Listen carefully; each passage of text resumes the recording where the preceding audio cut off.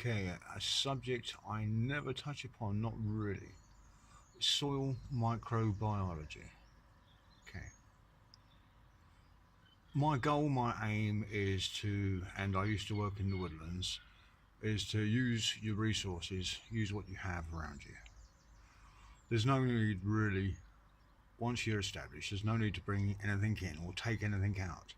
Don't take anything out because everything's used. Right, microbiology.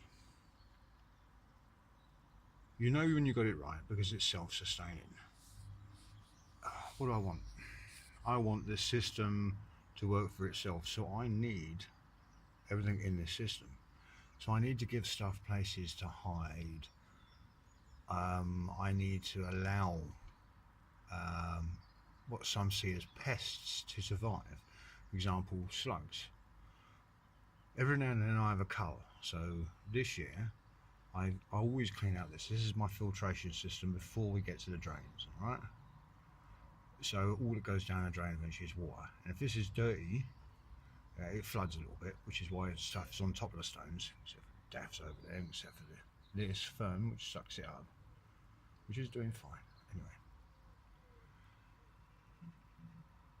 So this year I done underneath there because I was replacing these soils. But those soils I've used there, I used permaculture and vermiculture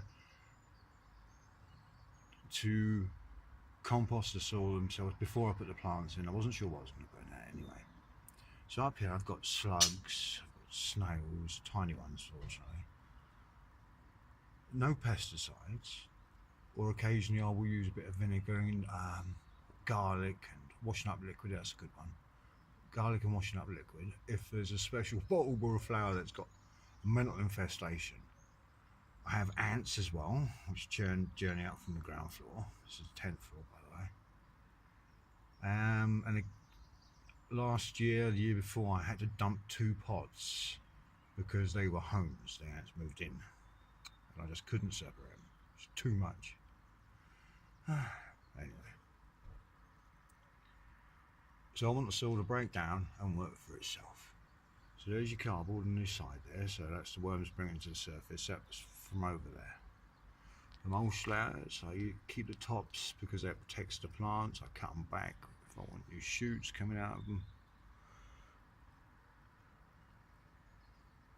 Little nooks and crannies, plants folded up, left to rot for a couple of seasons. Little pots of water.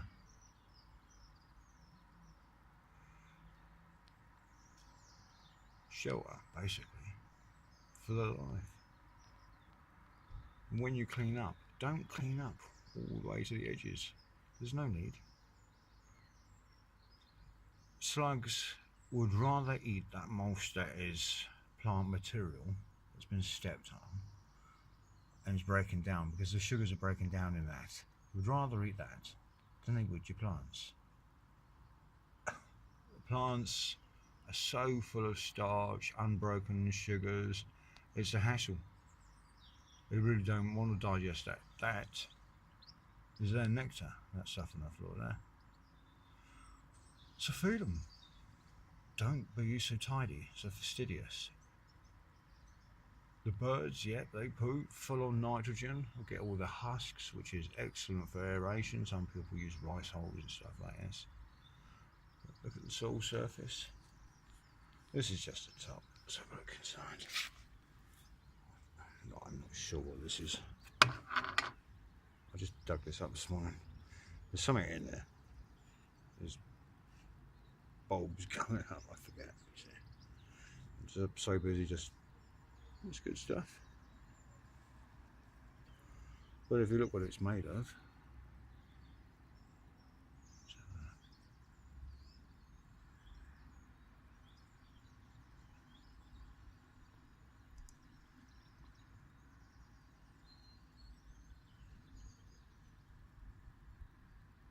It's all mulch. It's out of those pots. They've all broken down from themselves. And it's worm castings. Nothing's removed and it's lovely black. be able to operate this camera properly.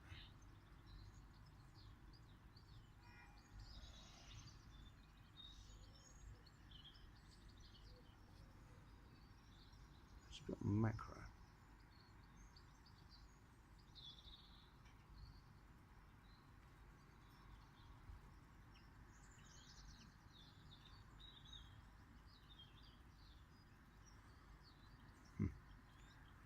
Yeah, that's lovely stuff.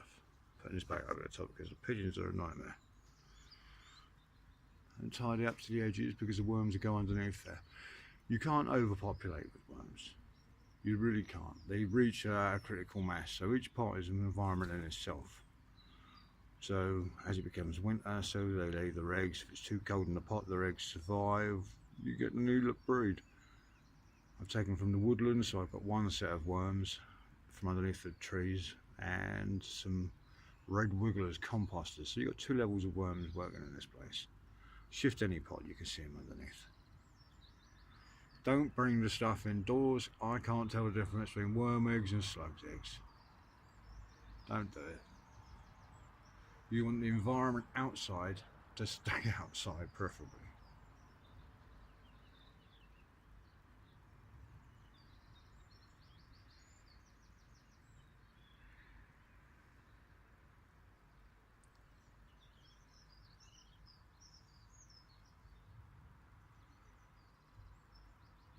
Try and think of how it goes.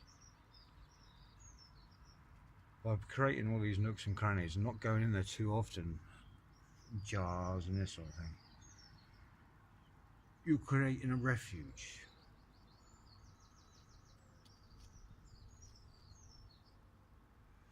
You know, I find lots of grubs hidden around and get butterflies that come in, and at the other end I've got passion flower, and that always gets devastating. I get to see the caterpillars go through the whole process.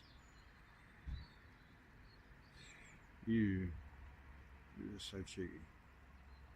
That climber that goes all the way across, that is honeysuckle, excellent windbreak. Anyway, that's microbiology. Leave it do its thing. The worms don't overpopulate. They're self-sustaining.